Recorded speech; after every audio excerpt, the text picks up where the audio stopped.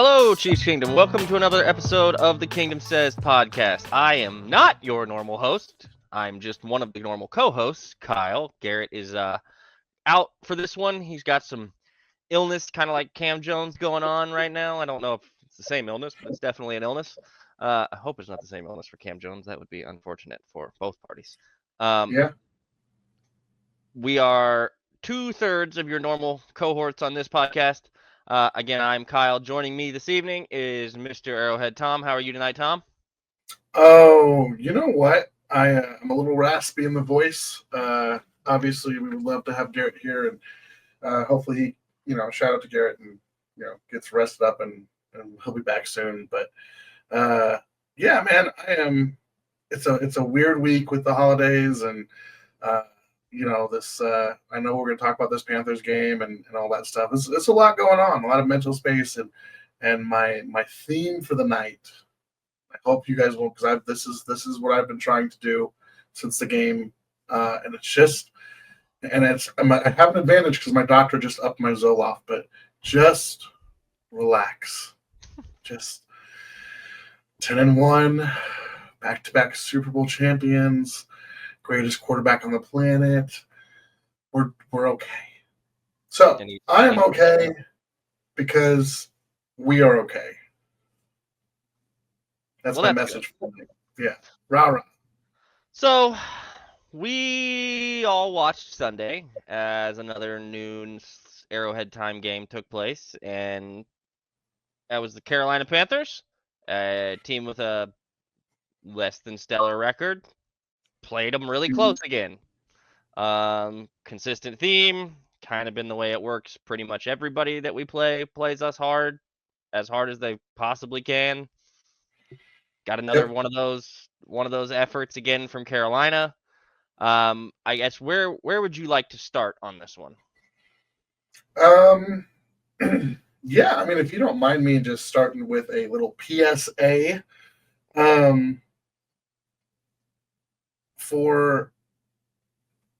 we've talked about this before.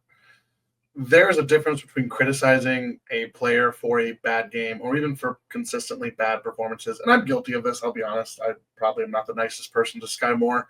But if you're out here tagging people in tweets and on social media, and that person and or maybe people who care about that person comes for you, you deserve it. Nobody's going to feel sorry for you, especially when you very clearly don't know what you're talking about and you're being reactionary. I say that. Yeah, just don't. I mean, listen. Here's the thing. I'm not always perfect about it. There is a difference between criticizing somebody's play and attacking them as as people. And you can do one without doing the other. And here's the reality. And this is like, again, we talk about like remembering the human. These guys worked their whole lives to do this, and these are exclusive spots. There are not that many positions or many roster spots in the NFL. There's a small percentage of the human population that gets to play this game at this level. People work decades to get there, and for you or for just some random person on the internet to shit on their games like they could do even a fraction of what is being done by the people who are on the practice squad, let alone on the actual roster, is a little audacious. Some of you, myself included, you go tell me you run a 40-yard dash, and you better have an ambulance waiting on standby at the end. And it's gonna be the first 4-digit 40-yard dash in combine history. Of like, it'll start on day 1 and end on day 3. I just be careful with how you talk about players. It's okay to criticize play. Don't come for these kids and these guys, these men who have worked so hard to fulfill this dream and to provide for their families and to do this. And most of all, they're on your team. Root for them. It's not that hard, guys. The internet culture that exists at this point in time, it's not just Chiefs fans. It's not just this team. It happens too often. But there are ways to go about it and discuss it and have conversation that's not ridiculous and absurd and over the top and a whole bunch of other things. And then there's that stuff. Mm-hmm. Look, you can be critical. That's fine. You should also try to base those critiques in fact and reason, and not just how you feel at that moment. If I try to go about it like this. If I have a take or a thought or a view, I try to go back it up and verify that I'm not just, oh, the first time I watched it, that's how I felt, so that has to be what it was. One, that's a good rule of thumb, is the day of is usually not a great way to determine what exactly happened in games, especially because a lot of the angles and stuff that we get. Mm-hmm. Maybe not everybody has access to the extra viewpoints. I will tell you, it's not all that terribly expensive at this point, and they actually fixed that app to where it actually works now, so you can actually like do that stuff pretty easily. Yeah. But never will you see me tagging a player and then shitting on them, for lack of a better way of putting it. Mm-hmm. Hell, usually when I'm being critiqued over the top, when I'm critiquing, especially on game day, I use numbers for a reason. These guys are human beings. They will absolutely see things that come across their timelines. Most of these guys have social media platforms. It's not some badge of honor that you went and riled up and pissed off one of these players. It's not a positive thing, because most of the time you guys are wrong Mm-hmm. on a lot of the stuff that we're firing out. In those instances when you're tagging guys and calling them out by name, and then like you said, you can critique play all you want. Going after friends and family and off, like, no, that's too much, too far. So Yeah. now Yep. the other side of that coin, players probably shouldn't be name searching. Family members shouldn't probably be looking for anything and everything that's said about said player to be some kind of defender pissed off about, because I've seen that some too, in different instances across Mm-hmm. multiple years of doing this and watching this team and watching this stuff take place. But it's a part of it. I will say internet culture has got people way too comfortable to say stuff behind a keyboard they would never say to people's faces. Right. Yeah. That goes on across all of society. There's a certain Bills idiot that decided he was gonna fire off some nonsense about a certain wide receiver of ours and got called out on it and tried to follow that up with, I would say it to, no, you wouldn't. You would get destroyed. I don't care if you think you're bigger than him or not. It would not go well for you, big fella. Um, just be Yeah. thoughtful about what you're saying before you go out and attack these guys. Hey, is the play bad on the field sometimes? Sure. Is it usually as bad as you think it is? Probably not. Do we know the ins and outs in every piece of what each one of those guys' responsibilities are on certain plays? No. You know who knows that? The guys in that locker room and the coaching staff. Not PFF, Yeah. not next gen stats, not any of your favorite analytics grading teams, people's, none of that. PFF is a dumpster fire now, which is a separate Mm-hmm. subject in conversation because of the lack of talent that they have inside their organization, because they've ran it all off.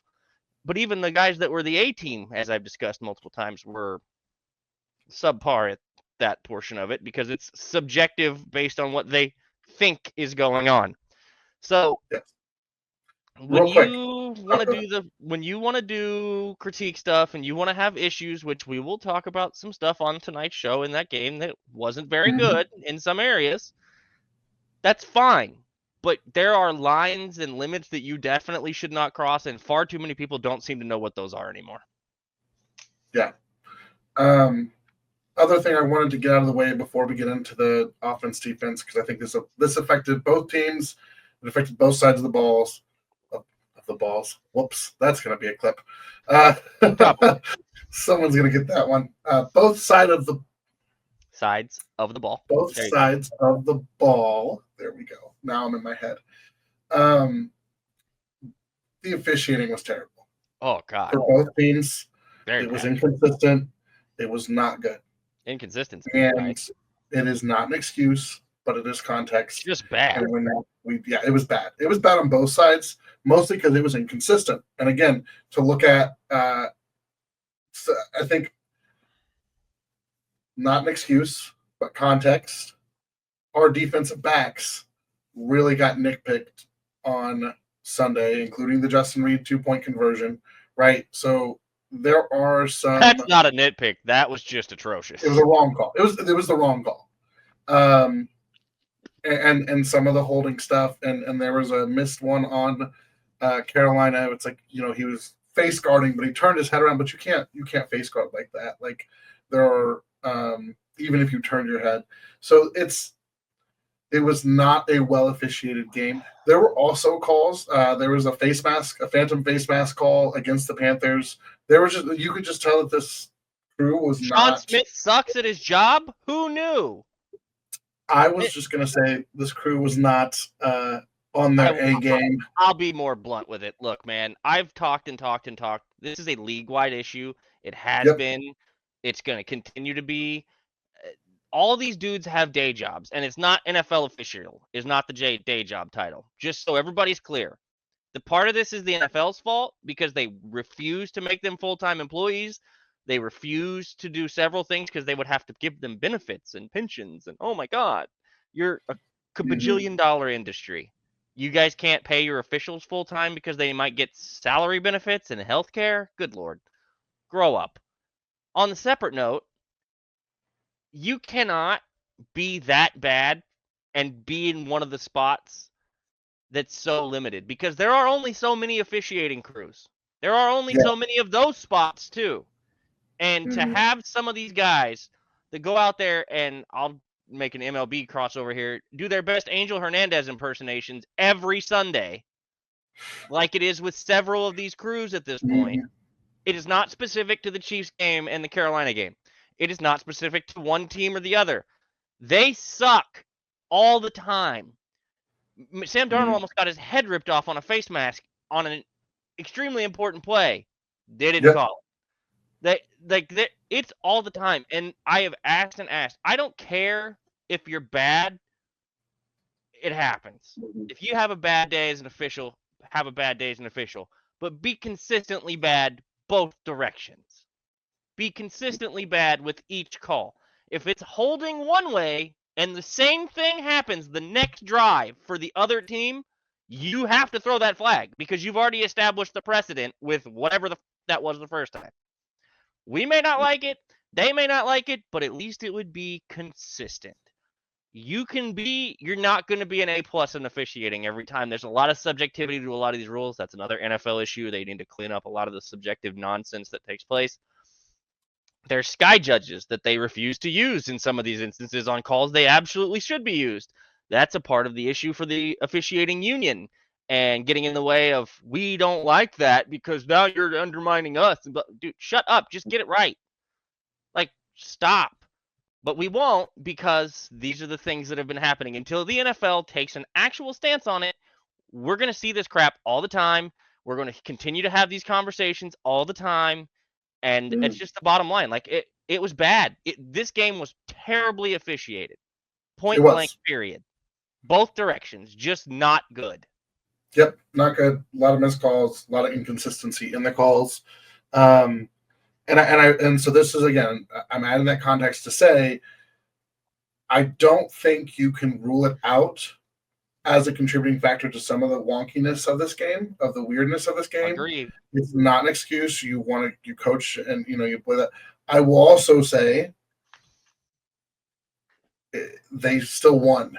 And we have had games, I think back to last season, and there have been other games where the officiating has, and not just the Chiefs games, but the officiating has determined outcomes of games. Minnesota, and New that's Orleans, not what Detroit, you want. Yeah, Green Bay. Yep. That's just games off the top of my head in the last 2 years. I can vividly remember that outcomes were visibly changed by god-awful calls. So, to say that, hey, I think that's an important part of what happened on Sunday. I don't think that means that you let everybody off the hook or you don't make any changes.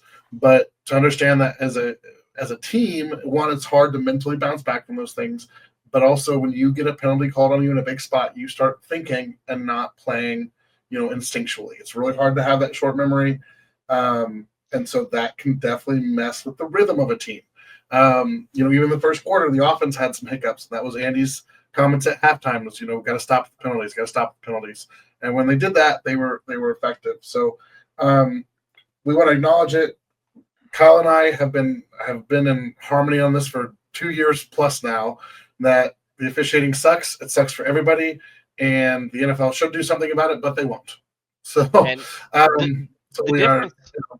and the reason that it's even a subject is because the good teams take advantage of when the officials blow stuff, and it happens all the time.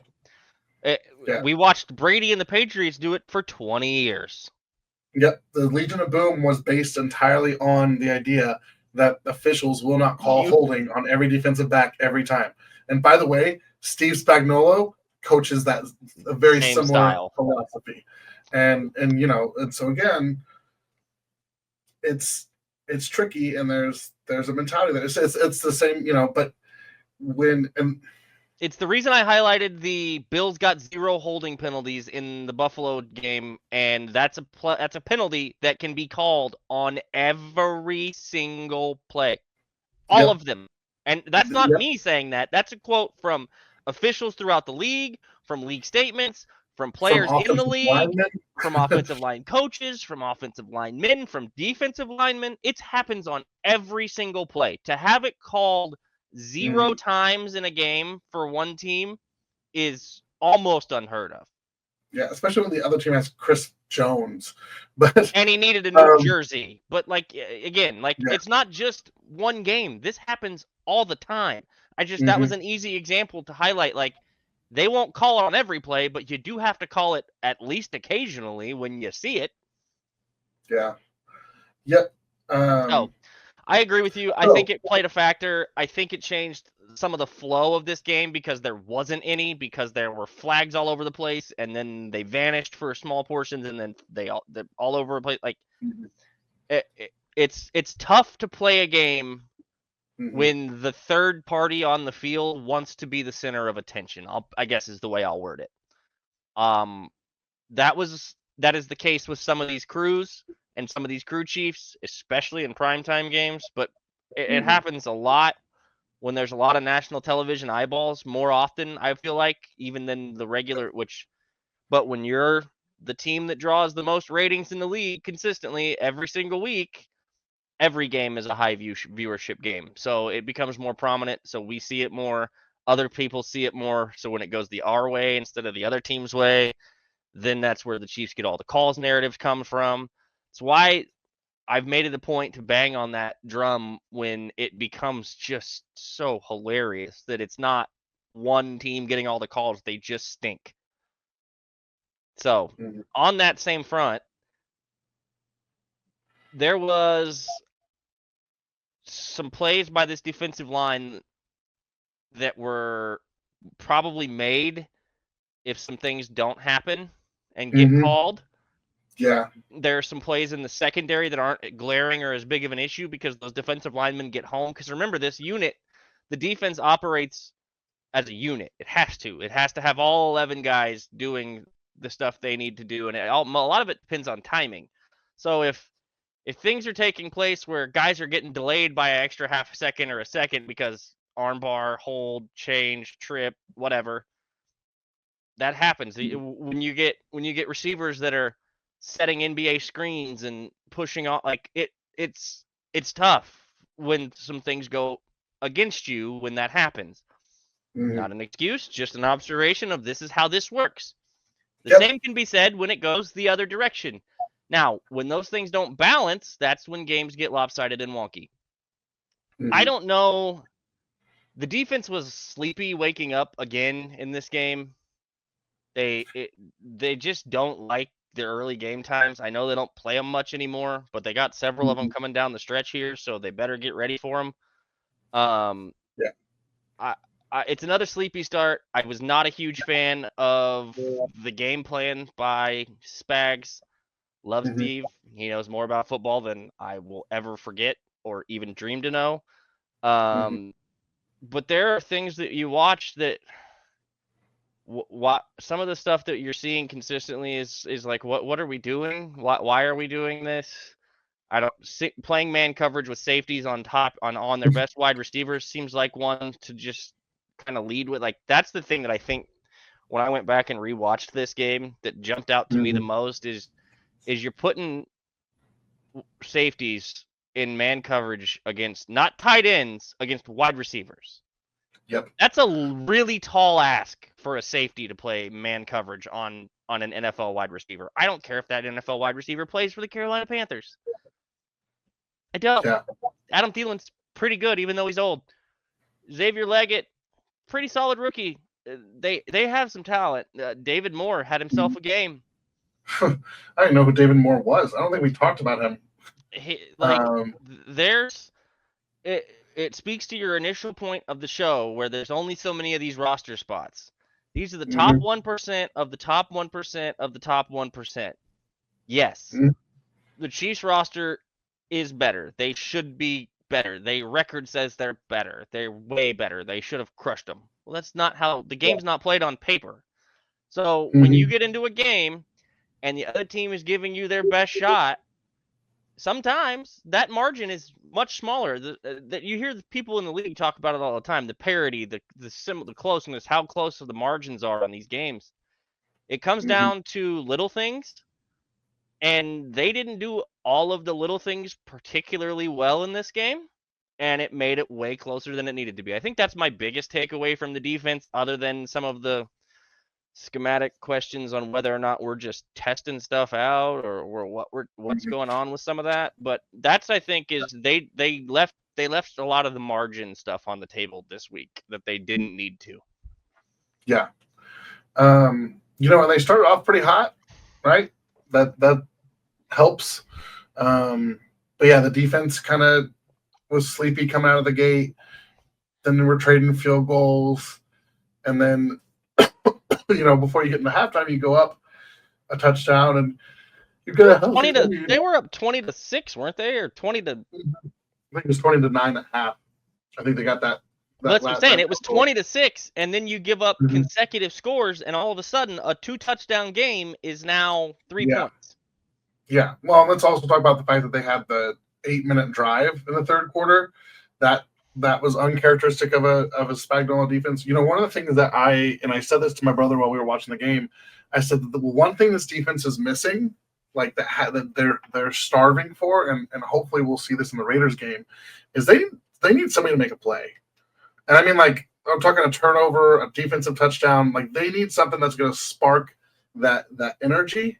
And because that was the other part of just kind of watching it. Like, they were tired, but they also felt like, and we get some reports afterwards about body language and accountability and all that stuff. And that's always tough to parse out. But it did feel like as the game wore on, they were tired, and there wasn't that same energy that they had, in terms of rallying to the ball. And, but I think they needed a defensive play to be made.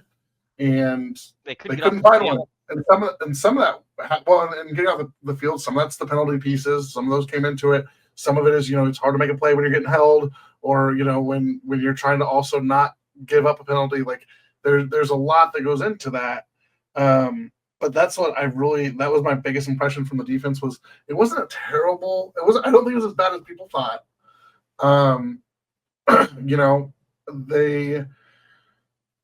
Shout out to Bryce Young and the Panthers staff. Bryce had the blitzes figured out. I mean, that was the other part. We talked about this before we started recording.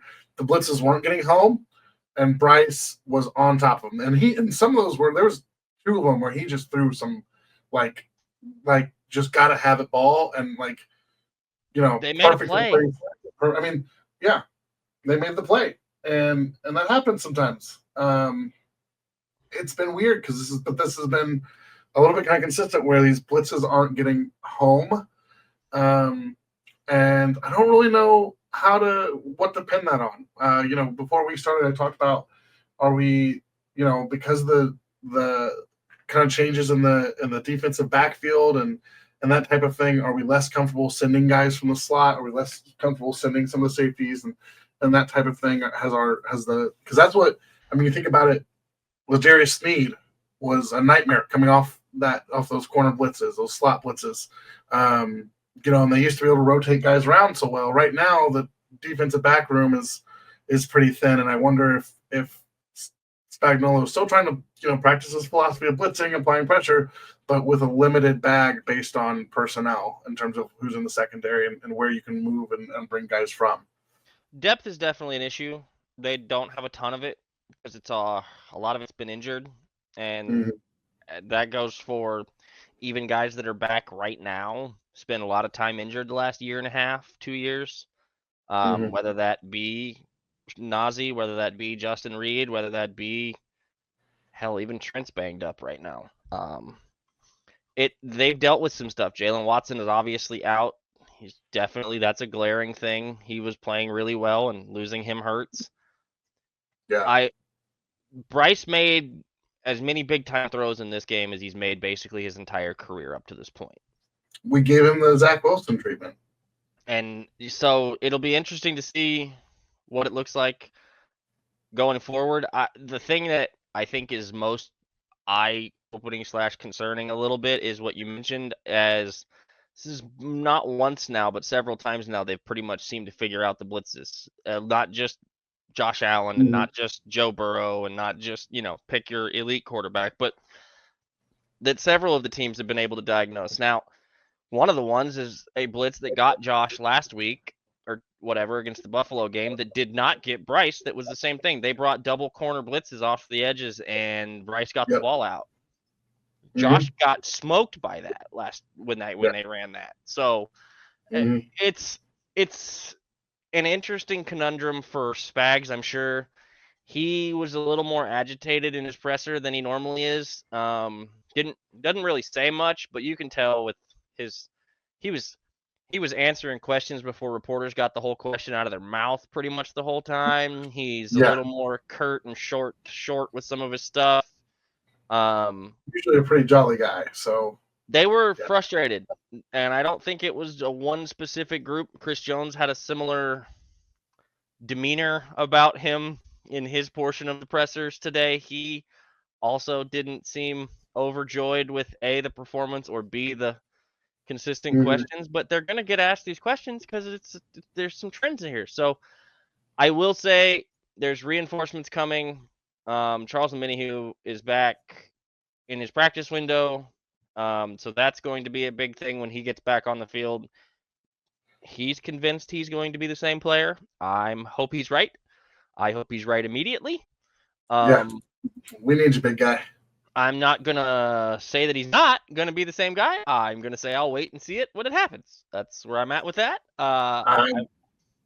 He's as motivated as anybody I've seen in recovery. So it's still a contract year for him. So that helps. Look, it's not the end of the world. We've talked over and over again about the best shots from everybody. It's one of the better game plans that Carolina's put together in any of their games throughout the year. Dave Canales and that group actually had a pretty good game plan coming in. Yeah. Again, it looked like they were trying some stuff again in some areas. That was a lot more safety and man coverage. I brought it up earlier. Safeties and man coverage on blitz packages than I'm used to seeing from this defense. They're usually bringing a safety on the blitz, not leaving them out to cover on the blitz. So playing with some tools, changing some things around, maybe giving some different looks, trying to play with tinker with some things. We saw doubling in Josh Uche's snap count. He had a couple of noticeable plays at different points. I think he had 11 snaps this week.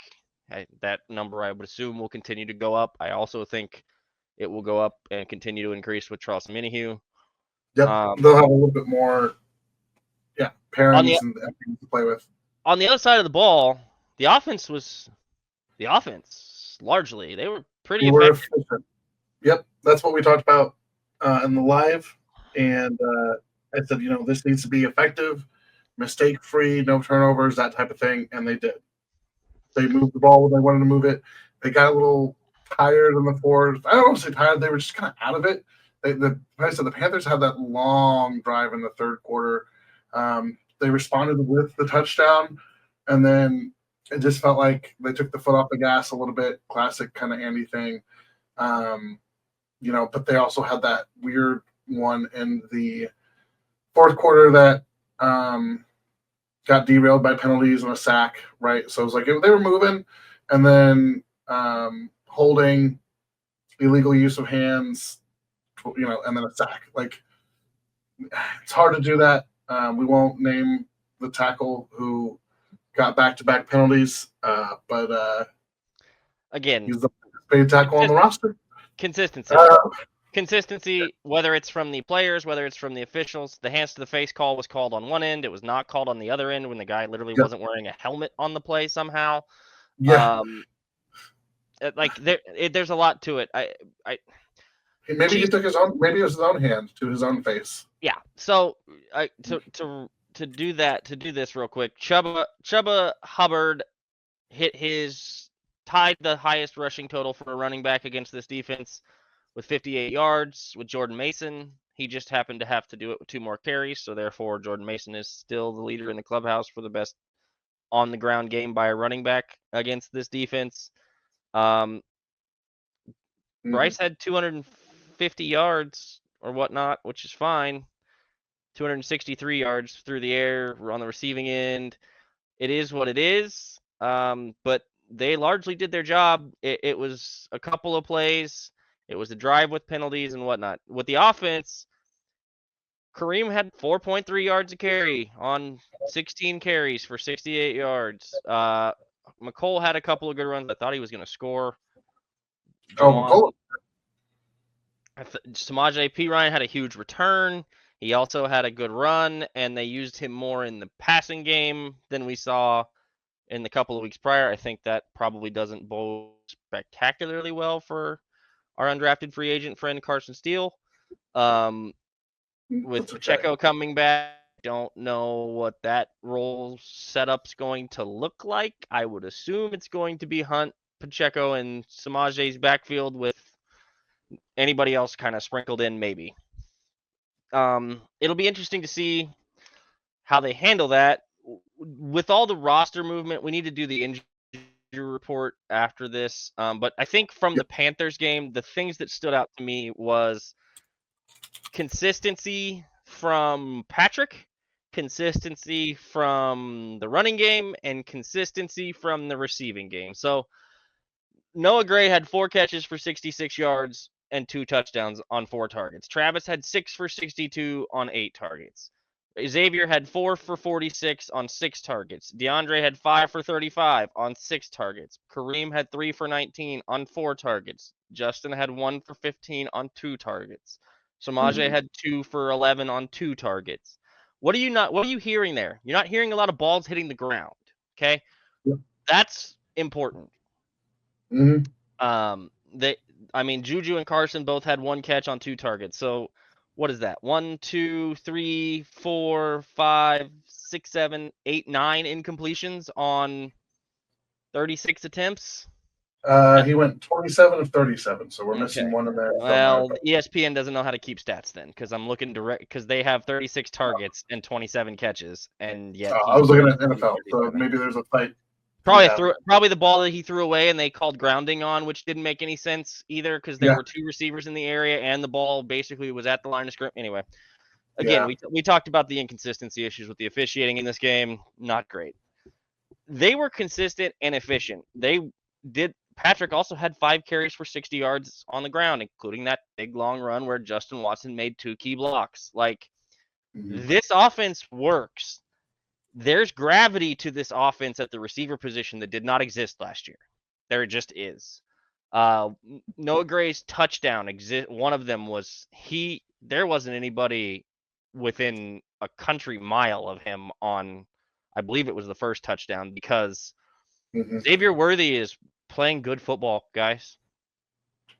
May not love his stats, may not love some of the other stuff that, he's out of bounds, he's this, okay, great. We beat that dead horse to death. It's not going to change anyone's opinion on what we talk about with that. But he's drawing coverage. He's drawing defenses. He took 3 guys with him. Yep. Yeah. He's affecting the way defenses are slotting and zoning. So, yeah.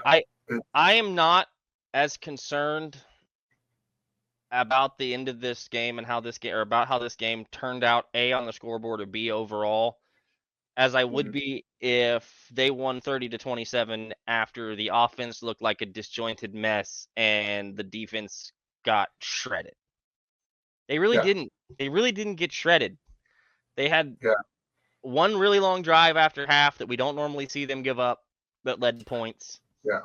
And they Well, had a couple of little sleepiness in the first half. Okay. so And the we talked offense, about no this. turnovers. That's the biggest thing with No this team. turnovers. Don't give away possessions. Don't give away the ball. Don't shoot yourselves in the foot. They still had a couple of penalties. We already talked about that a little bit. Again, I can't hold too much against these guys on the penalty front just because of how abysmal the crew was. And like I Yeah, said, and the that goes timing. both ways. Yeah, the timing on some of the penalties was also pretty critical. The other thing we talked about this, Kyle, I don't know if so before this game, Chuba Hubbard was averaging 5.1 yards per carry. This team can run the football. It's about the only thing they were able to do all year and have been able to do all year. And so And they tried. They Yeah, tried to and run the ball. they did. But so again, that's where you get those long drives and you wear it down, and that's honestly that's how a team like the Panthers stays competitive against a team like the Chiefs, right? They're not going to come in here with the Bills and go, all right, we're going to toe to toe this and take shots and try to get into a shootout. No, they want to play time control, all that stuff, and that's what we saw in the second half, right? That was a big piece of it. So I'm not nearly as discouraged as some people in Chiefs Kingdom because it's like you watch it and you worry and you feel one way or another about it, but at the end of the day, they still won. So it's maybe not the most exciting game, not a game that we're all going to want to talk about a ton, but they won. That's This what is the matters. game they lost to the Colts a couple of years ago. This is the game they lost to the Raiders on Christmas. This is the game. This is a game where it was the ugly, shouldn't have won. They should have won this game, and they did win this game. We've seen them lose these games before. I'm not that concerned. I really am not, especially with the uptick and the increase in the offense and the way that it looked. You got a game-winning field goal out of a guy you signed off the Jets practice squad. He's been really consistent for you. Unfortunately, he's not going to be playing this week. We'll get into that. Like I said, it is what it is with this team right now. They know how to win. They continue to win. They do the little things most of the time. And when you do the little things most of the time, you win football games. This is what they do. So this is the other part I would say. We can all be however we want about it. That changes zero about what this team does. You know who was not happy with their performance? Them. You know how we know? Andy had to tell them in the post-game Raw speech, hey, boys, you won. Pick your heads up. You act like somebody just beat your dog up or something like, no, it's okay. We got some stuff to fix, but pick your heads up. You won. It's hard to win in this league. It's not coach speak. He's not just saying that to say it. It's a true statement. It is hard to win in the NFL week in and week out. Ask the Houston Texans. Yeah. Who lost to the Tennessee Titans this weekend. Yep. It is not. It's not easy. It's cliche, but as Coach Reed says, none of these teams are easy. Now, would I like to see them generate a turnover? Sure. Did they turn the ball over? No. So what is the net turnover battle? 0. Cool. If you play the Chiefs and there's no advantage in the turnover department, you're probably not beating them. Yep. Just saying. Yep. And honestly, this sounds weird, but you leave a minute plus on the clock for I was like, my brother was stressed. I was like, nah, not worried about it. We'll kick a field goal. They tied the game, and I was like, you scored too quick. That's unfortunate. Yep. Rookie move. First time? The Bills were texting the Panthers, slow down. Way too fast. Oh, no. A minute 12. That's 90 seconds more than we left them. That's a year for them, especially with timeouts. And you just knew. That's the other part of this. having that guy where it's not just that your team is confident that what's about to happen is about to happen. When the other team is pretty much resigned to their fate that what's about to happen is about to happen, it helps. Yeah. It's a factor. Yeah.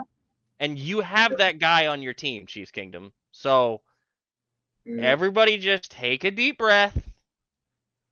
We're not going to do, there's not a lot of get into the tape breakdown of this game. There's just not. Yeah. We've already probably spent too much time on it as it is. Oh yeah. So I would caution everybody to the freakouts and the overreaction Mondays on game day and the day after, or the couple of days after. If you thought it was that bad, go grab yourself an NFL Pro subscription. Go watch through the All 22 tape where you can actually see things instead of these god awful broadcast angles we get. Yep. And then you want to have discussions, we can have them. Did everybody have a fantastic game? Obviously not. If they did, they would have won by more than 3 points. Mm-hmm. It is what it is. Sometimes the defense was carrying at the beginning of the year. It was the offense's turn to pick them up. They didn't do it against Buffalo. They did it this game. So, not going to win the same way every time.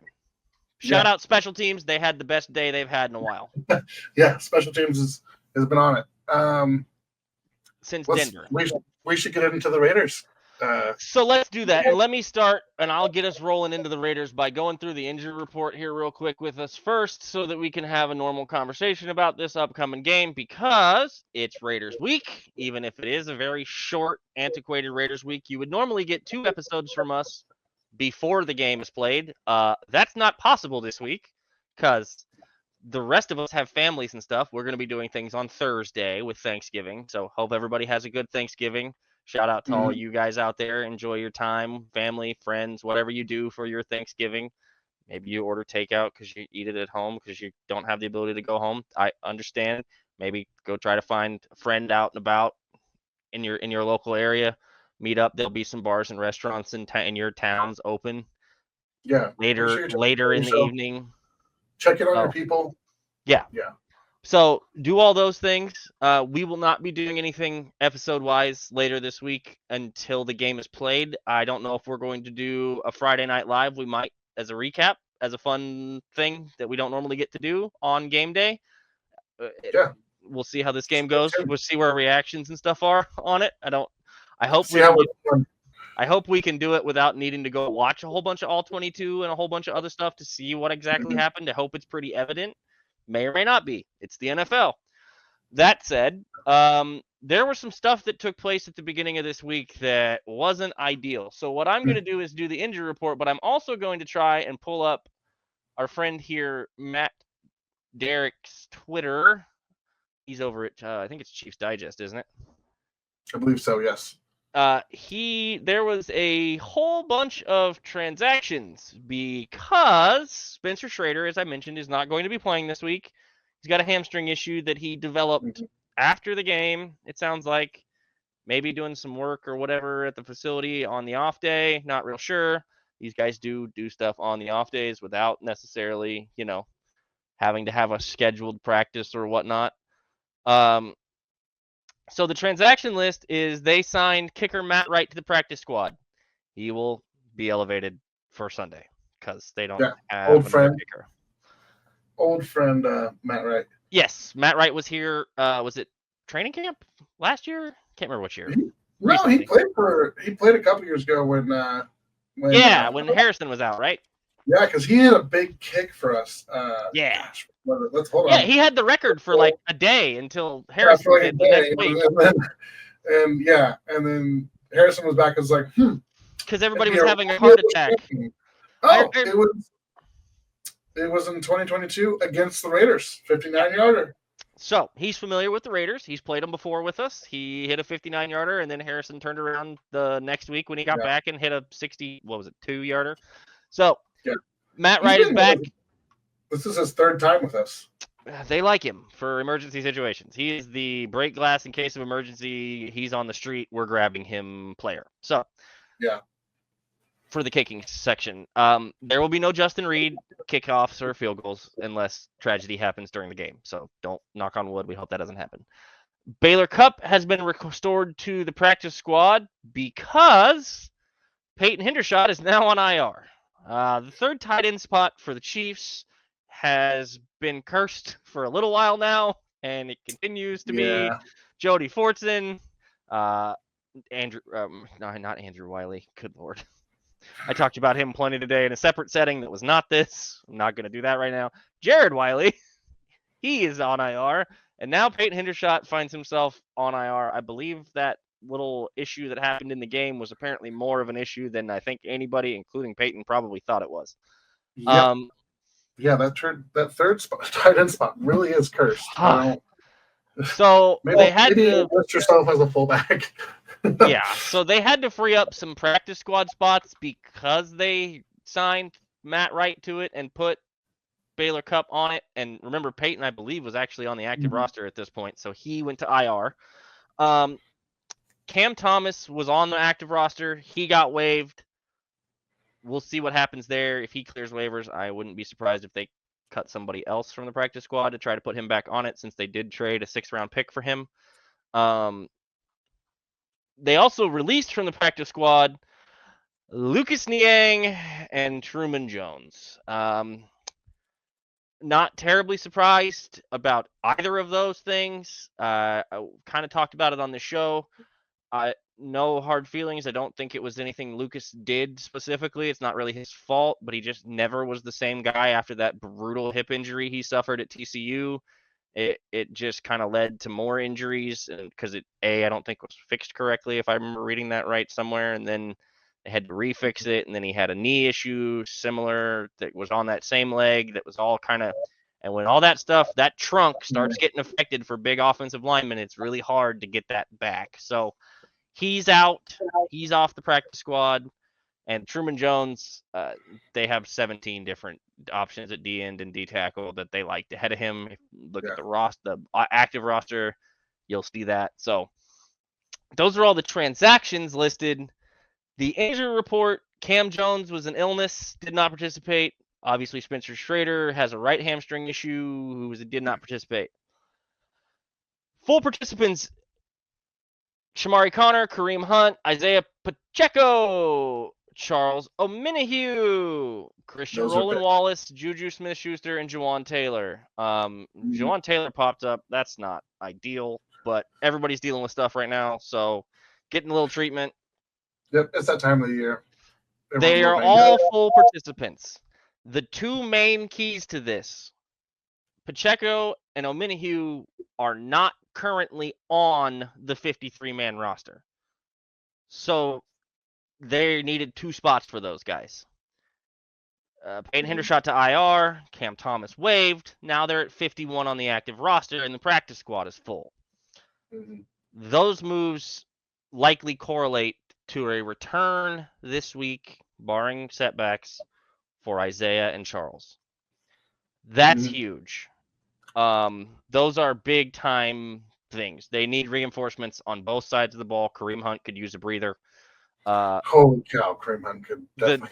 The defensive line could use a boost of somebody that can win one-on-one besides Chris Jones.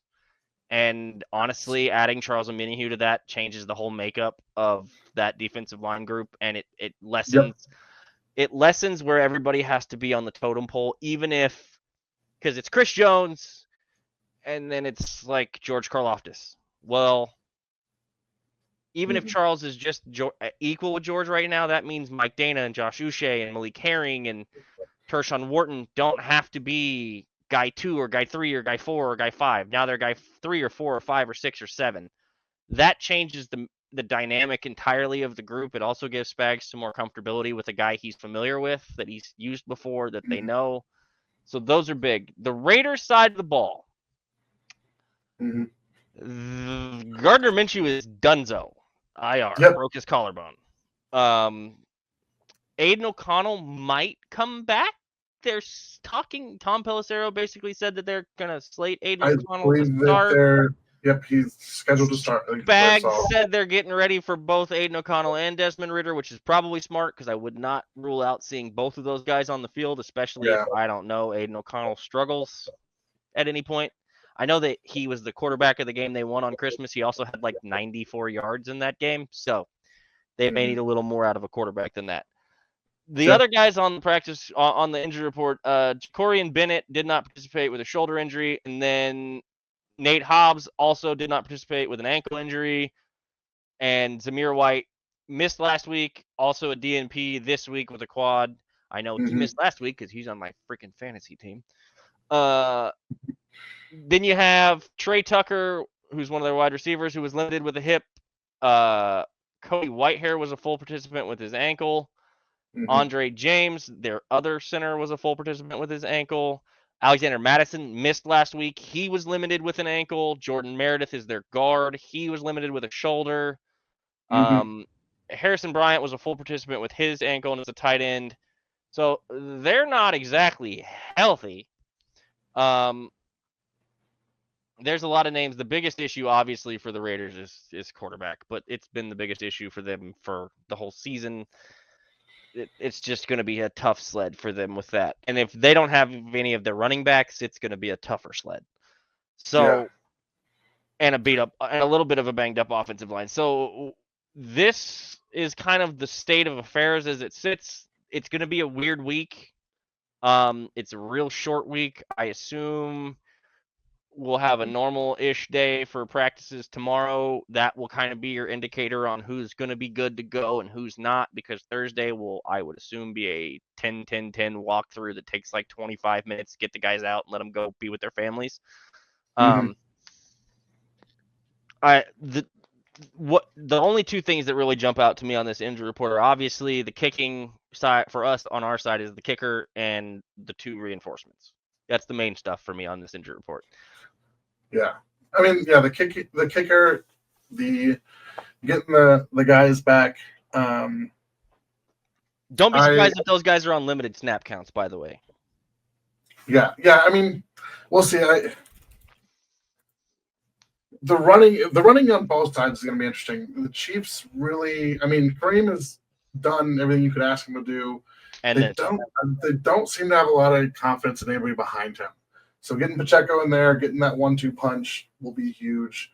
Omenihu, he's hungry. He wants to be back. I expect to see he may be on a snap count, but he's not going to like being on a snap count. He's a dude's best. They may have to chain him to the bench on the sideline to keep him off the field. And I will say this: it sounds like they were being a little cautious last week. Like I think this is a situation where, like, if this was a playoff game, like if last week was a playoff game, I think both those guys would have gone.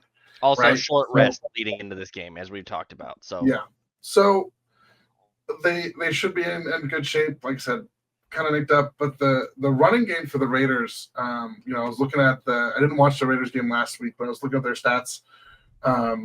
There isn't one. They struggled a lot to run because they don't. I'm sorry, against the Broncos. Sincere McCormick, 5 carries for 33 yards. Amir Abdullah was 8 carries for 28 yards. That, by the way, is McCormick's entire season was last week. He's played in 2 games, but he didn't have a single carry in the first one. Last week was all of his yardage and carries. Yeah, I'm curious what his long was. I think 19. So so a big chunk of that came on one play. Yeah. They average 3.6 yards a carry as a team. The leading runner on the team that isn't Sincere McCormick or a wide receiver is Amir Abdullah, who had 25 carries for 110 yards at a 4.4 yard clip, and also that's with a 40-yard long. So again, almost half that yardage, 1 carry. They don't run the ball well, shockingly enough. They do not. They also don't pass well. They will force feed the ball to people. Jacoby Myers always seems to just have some ridiculous catches and plays against us. Trey Tucker is one of those smaller, shifty guys that we have a problem with. He's also banged up. Trey Tucker is banged up, so we'll see how that goes. Also on the list. And then Brock Bowers is a dog. That dude's the scariest part of the whole team. Yeah, was Thanks it to all Max still Crosby. dog? Yeah. Like Brock Bowers is the matchup for me on the defense to offensive side of the ball this week for us. Figure out what you're doing with that dude. Don't let him beat you. Mm-hmm. That's pretty much it for me. Even if Jacoby Myers has a decent game, good game, great, good, awesome, spectacular. Fun. Mm-hmm. Brock Bowers is going to be the security blanket. He's going to be the main target. He's going to be the main focus. Make somebody else beat you besides that dude. Because the Ravens found out if you let that dude beat you, he will. Um, this Raiders team is not great. They're just not. Yeah. They've got some Which means we'll severe. play them down to the wire. Yeah, it's a division game. It's gross. This game's either going to be a 1-point game or a 40-point game. There is no in between ground here. Yeah. There's a lot of this that they don't have a lot of the answers that they want to have. Mm-hmm. That defense is going to have to stand on its head against Kansas City this week. Like they're going to have to play out of their mind to make this close. And then the Chiefs will have to do some things to kill themselves too, if this is going to be a close game. Yeah. They've, God, it would be so nice to watch them come out and run the ball 40 times and say, "Stop us, I dare you." Yeah. Right. Stop us. Yeah. Just with Kareem, with Pacheco, with P. Ryan, you have 3 fully functional, fully competent running backs. You have an offensive line that has been better in run blocking than they have in pass blocking for 2 straight seasons now. Feed the interior offensive line. Let them work. Let them do their thing. And maybe if DJ Humphries is ready, you start him at left tackle. Yeah. Hopefully. That's the he should be ready. I'm hoping he'll be ready. Please, Lord, I can't do another week of Warney anymore. Respectfully, it's not that Warney's a bad player. I think he'd be better on the right side. He's also a young player who was not drafted to be in this position. And he's hurt. And they won't say it, but he's been banged up. This whole that could be huge. So I am look, this spread on this game is 13 points by the city that they literally play football in, and they being the Raiders. So, and no, Vegas could care less that the Raiders play in Vegas, guys. I said it was a joke. So, for me, I want to see this offense continue looking efficient, running their offense, doing what they need to do. And I'm curious to see the continued increase in development in Xavier Worthy. Promised Garrett we would talk about a little bit more about Xavier. He's right. He's running the full route tree. Yeah. He's running it effectively. He's winning in matchups, whether he's getting the ball every time or not. He's drawing defenses. He's drawing attention. He's getting other guys open. You had a rookie that did that for you last year, and it took until about now to be okay and comfortable with that being the case, and then you just started hammering the ball to him. Yeah. Do it again. Give him chances. Run the offense. Make this Raiders team and this secondary, which, I don't know. Have you guys looked at the Raiders secondary? Guys. Not great. Not ideal. I would not be surprised if you got a heavy dose of the football being run and then them working some play action and some deeper shots off of it. Yep. This is what it's set up for. This is a styles make fights, and the thing that is most intriguing to me is to see if the Raiders decide to do something that they don't normally do, which is have Max Crosby move sides. If they leave Wanya Morrison, I think the Raiders would be absolutely insane to leave Max against Juwan Taylor every snap. because when they've done that, Max has struggled. Everybody say whatever they want about Juwan when he's not right, but he seems to cause Max Crosby problems. Yep. Don't That know is why. the one. There's a one benefit there, yeah. Don't know why. Don't know what it is. But they do not have a good time. So just to give you the Raiders secondary, Nate Hobbs, Jacorian Bennett, Jack Jones, Trevon Morig, and Isaiah Polamalu. Now, 3 of those guys are on the injury report, including Jacorian Bennett, who did not practice at all. Yeah. That's tough. If they're down Bennett or Nate Hobbs, now you're talking about Sam Webb or DeCamerion Richardson, Darnay Holmes. Like, they don't have a ton. We talked about the Chiefs not having a ton of depth in the secondary right now. It's still deeper than that. Like I said, this is a game. They weren't happy with how the Raiders game went the first time. They weren't happy with how they played. They just didn't have a game that they were super thrilled about against Carolina.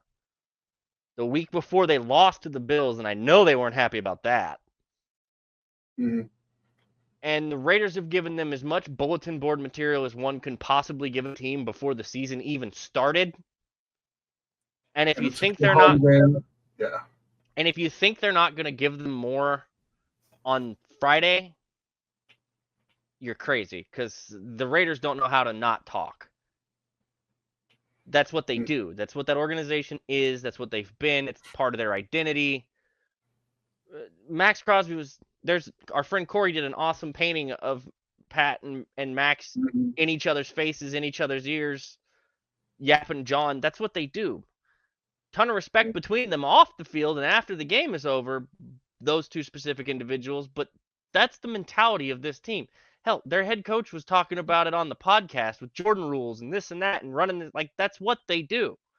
So if they want to make a statement, Patrick said it, we'd like more blowouts. We'd like more comfortability in the fourth quarter. It proves we can win games, but we'd like to be more comfortable. Here's a chance to go out and handle a team that does not have a starting quarterback, that does not have much of their starting backfield, that doesn't have that has some banged up, nicked up guys on the offensive line.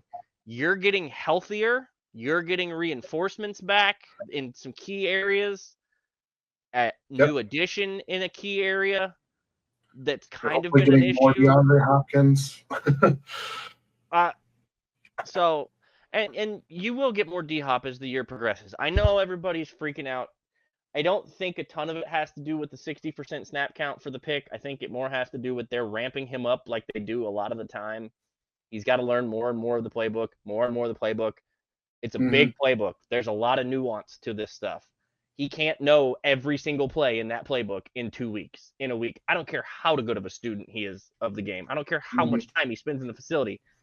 There's only so much time.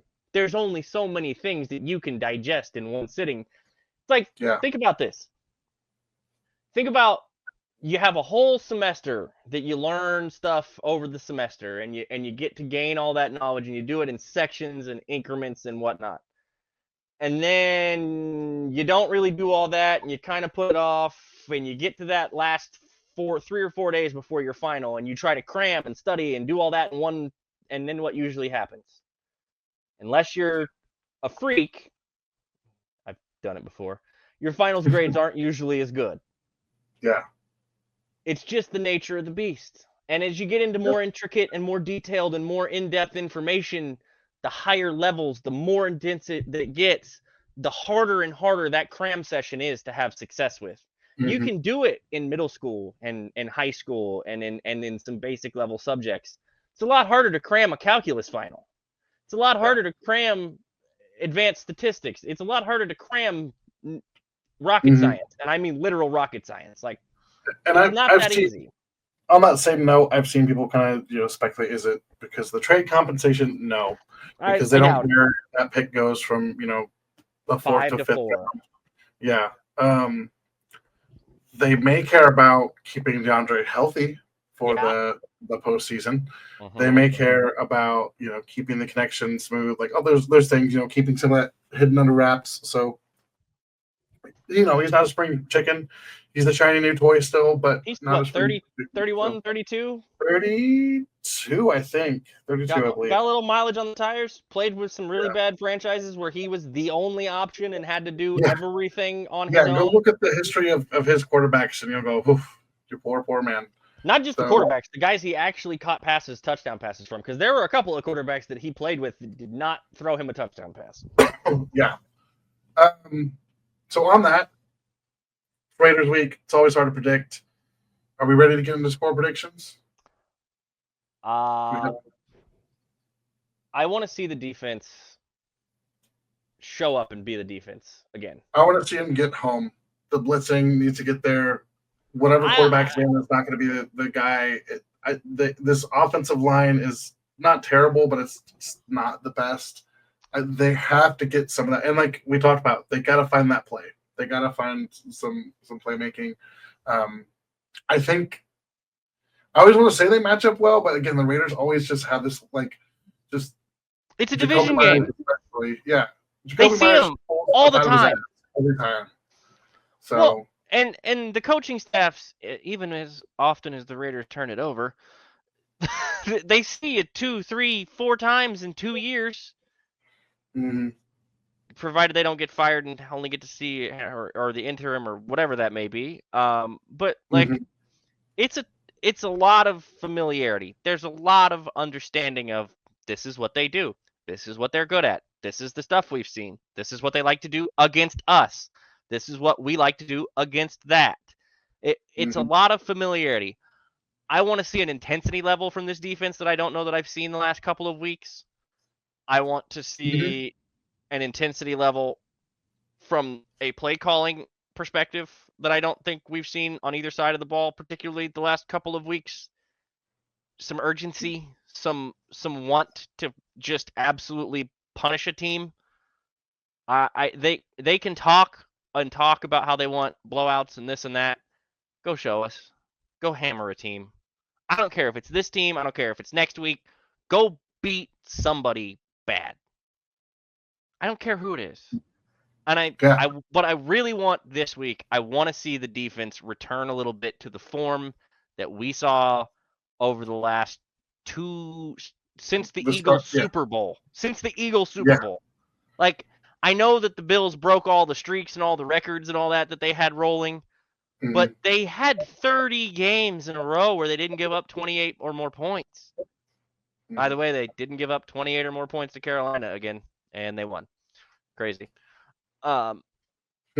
It is what it is. Like I said, I wasn't on for the preview episode. I had a work outing for the Carolina thing. We had a bunch of stuff going on. I couldn't be on.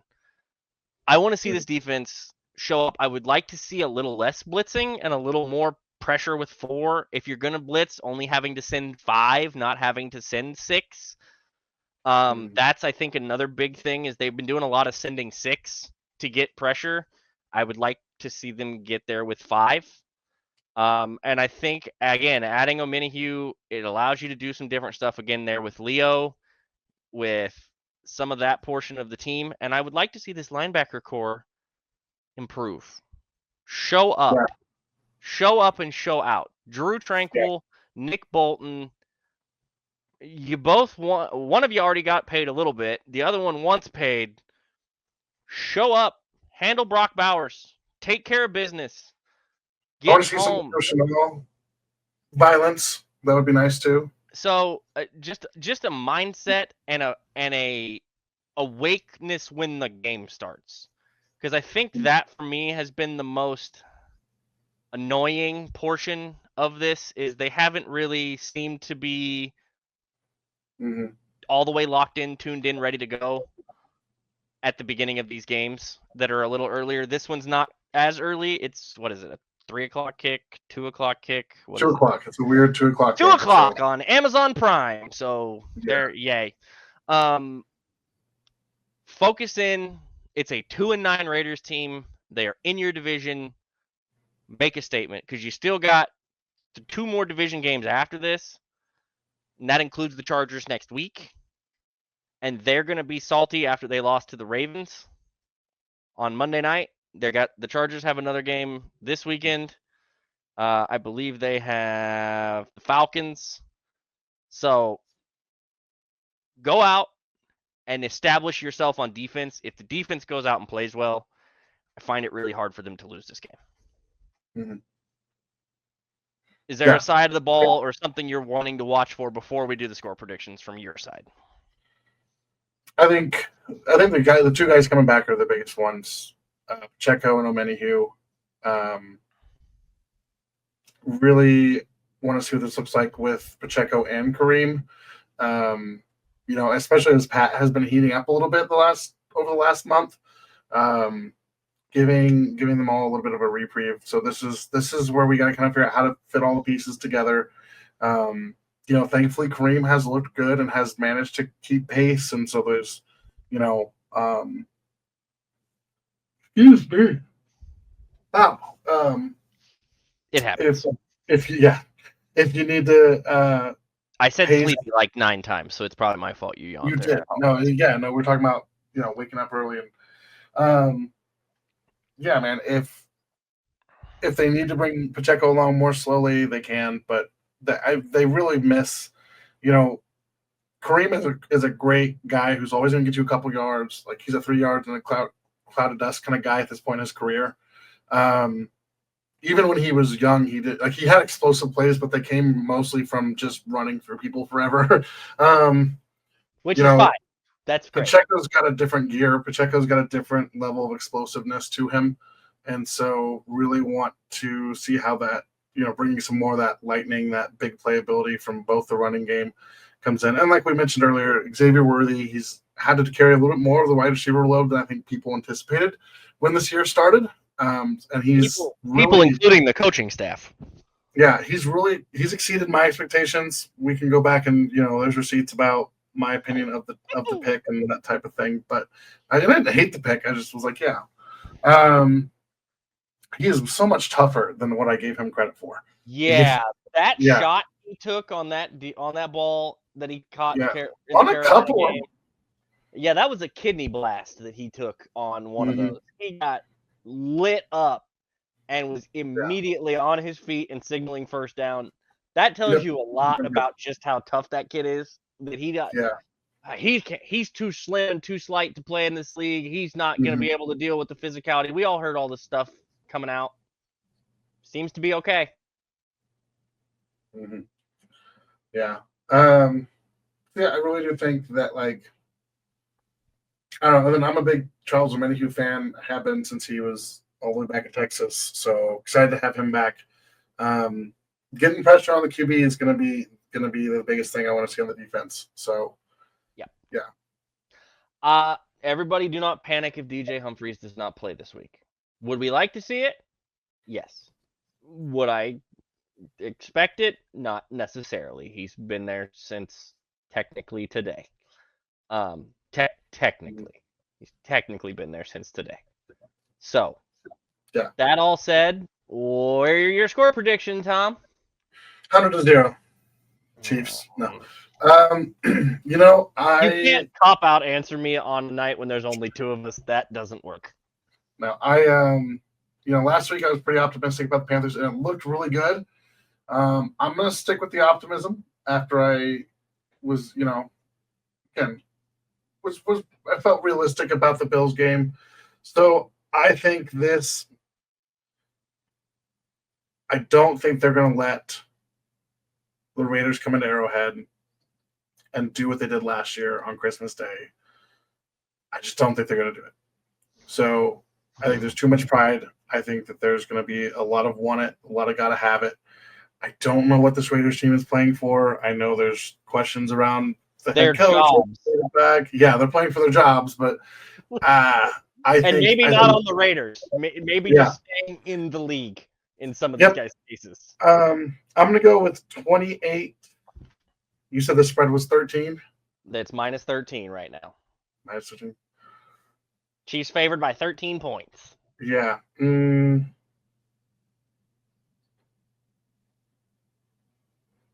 Oh, I lied. ESPN Bet now has it at 12.5. So Technically 12 13 and a half. shit covered. Okay. I'm going to give the Raiders 3 field goals and a touchdown. I'm feeling 28-16 then? That means the Chiefs I'm don't taking cover. it back. I'm taking it back. 2 field goals. I think they're angry that they gave up so much to the Panthers. They're going to come out. That defense is going to come out wanting to limit things. So They do still have Daniel Carlson, and he's not hurt. So he's never mind. We'll give them back that 3rd field goal. They'll try a long one before half or something. So yeah, we'll go 16-28 Chiefs. Okay. I know the last time I was on, and for the Buffalo game, I had them. I was the one with the blowout prediction because I thought they were going to go out and make a statement against Buffalo, and they didn't do that. They had some rough and up and downs. I did not. I was not on last week to do a prediction for Carolina. I would have probably predicted a pretty close game for the Carolina game. I know that seems insane after picking them to crush Buffalo to come back and say, well, they're going to play Carolina close.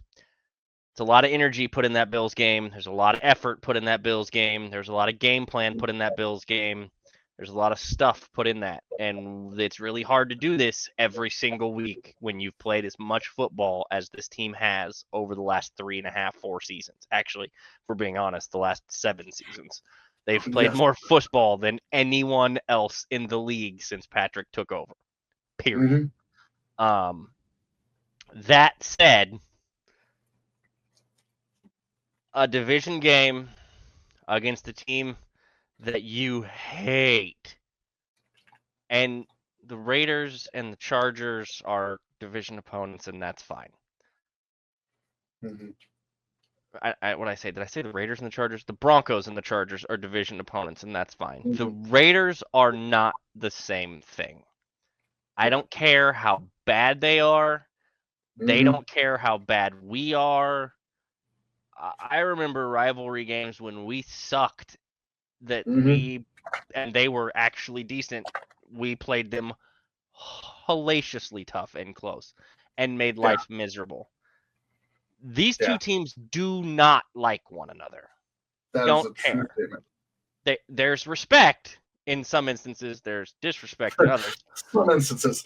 I said some instances for a reason. Max Crosby has respect for this team. I think if Max got to be honest without anybody recording anything and him having it held against him, he would probably tell you, I'd love to go play there. But he can never say that publicly. Max is the guy that if he was on our team, like I'd be like, that's my guy. That's my dude. And that's the thing. I think he's about it when it comes to the respect level. Listen to the rest of the things they say. Listen to the rest of the things they do. You don't talk about the Jordan rules and the nonsense that you talk about and have respect for the other team. You don't. Corner safety, whatever you want to call him, Jack Jones. Yeah. That dude has no respect for this Chiefs team. None. And the feeling is mutual. If you don't remember, Clyde did the little boy on him after he mossed him in the end zone for a touchdown a couple of years ago. They don't like one another. This Chiefs team is not happy with how they played against Carolina. They're not happy with how they played against Vegas the first time around. They don't like this team. All of the offseason stuff with the puppet and the podcasts and the talking and the yapping and the Christmas talk. I kind of expect them to come out angry, irritated, and focused. 41-13. Because I don't think Andy's going to pull his foot off the gas pedal if they start pounding this team. I think they're just going to run it up. There's been too much extra. There's been too much animosity. And frankly, they've let teams hang around at some points, and it's made games closer. And I don't think you're going to continue to see them do that at this point with a team like this, where they are as irritated as they were. The way that locker room reacted last week after a win is the reason I'm giving the scoreboard that I am. If they would have been, okay, cool, we won, yeah, haha, awesome, great. Business as usual, yeah. I would be like 27-24 on some nonsense that ends up in a way closer game than it should be. They're mad. The press conferences tell me the coaching staff is frustrated and angry. The players are not happy. Brett Veach obviously wasn't thrilled with things he was seeing. He's gone out and made massive changes at different positions throughout this season for different things. By the way, that dude does not get nearly enough credit for what he does for this organization. Instead, he catches hate from everyone on the planet, it seems like. Yeah, give me the Chiefs and give me them to cover comfortably and to make this an actual statement. There's no way that they come out sleepy. They may not play perfectly, they may not blow them out. It may be closer, but I don't think it's going to be a sleepy effort level issue at this point for this team. Especially because none of them eat turkey, so they can't have tryptophan hangovers. I was gonna say because Pat and Chris both cut turkey on the start bench cut mac and cheese yams and turkey thing. They both cut turkey, which was I was like, huh. People after my own heart. I'm a ham guy. Yeah, I like it. No, I have similar thoughts. I just always get burnt when I predict them to score a ton. So yeah, no, and I get it. So I like I said, I predicted the Buffalo game to be a blowout because I thought that was the game where they were going to come out and really want to make a statement. But after that went sideways and they didn't play particularly well, and Patrick did what he did, and then they didn't enjoy the Carolina game at all. Mad and angry Patrick against a team that he knows he can do things to and against, not usually a good combo. And Chris Jones being aggravated usually doesn't work out well for other teams. And I don't think he was particularly pleased with his own individual performance from the first game against the Raiders. So that's not usually a recipe for success. Factor in all of the injury stuff that you see out here from their weaponry and their main pieces of that category of like the running game that's already not great and all that stuff. It's just not a great recipe for success. Reinforcements. I could be wrong. It may be a tight game. They may play them close. I just don't see this team coming out and being underwhelming in their energy and their focus. And if they're focused and their energy levels are right, I don't think the Raiders have enough in the cabinet to even make it close. Yeah. The Bills do. The Bills are a good football team, great quarterback, all that. The Raiders don't have a quarterback. They don't have much of a running game. They don't have a spectacular secondary. There's a lot of holes on a really bad roster. So, with that said, Tom, what you got anything to close us out with after the score predictions? Anything you need? Anything else you want to get out and get off your chest? No, I'm actually good. Well, you can tell I'm a little tired. I'm a little pacey. I'm here though. I promise. I'm ready. I'm ready for the turkey. I'm ready for the game. Again, have a great Thanksgiving, everybody. You may or may not have something on Friday, but enjoy your time with your loved ones and your families. If you're struggling with, being alone for the holidays, just reach out. There are people who care about you. Reach out. Yeah. Send a text, make a phone call. There's always food and seats at tables to be found. And if you have somebody in your life that you're worried about, this is your sign to reach out. Yep, this is your sign to reach out. Invite them over, bring them food, whatever. Holidays are hard. Enjoy the time you have. Yeah, holidays are hard. Whether you have a ton of people or whether there's only a couple of folks, managing the time, finding the space, feeling all those things. It's not everybody's. It's different for everybody. Enjoy your families. Enjoy your friends. Enjoy your time with your loved ones and with the others that are around you, and most importantly, take care of yourselves. The Chiefs are still going to be the Chiefs at the end of this, one way or the other, no matter what happens in this game.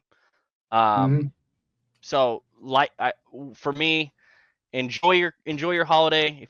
Hopefully, you guys have some time off in there. Hopefully, not everybody has to work the day after or whatnot. I know some people do. That was me being a smartass. I raised my hand for that one. For our audio audience that could not see me raise my hand. Yeah. But with all that said, like, share, subscribe, YouTube, Twitter, Instagram, Facebook, all of them at Kingdom Says Pod. You can find me at KThen16 on almost all platforms. You can find Mr. Tom at Arrowhead Tom on pretty much all of the same platforms. That said, guys, thank you so much for spending the time with us, listening, hanging out. If we don't see you guys on Friday, because we may just not have time, even if they do have a really good game. I'm going to be in a turkey coma. So it may be tough. It may be next week before we see you, but thinking of everybody, have a happy Thanksgiving. And on that, we will see you guys next time on the next episode of the Kingdom Says podcast.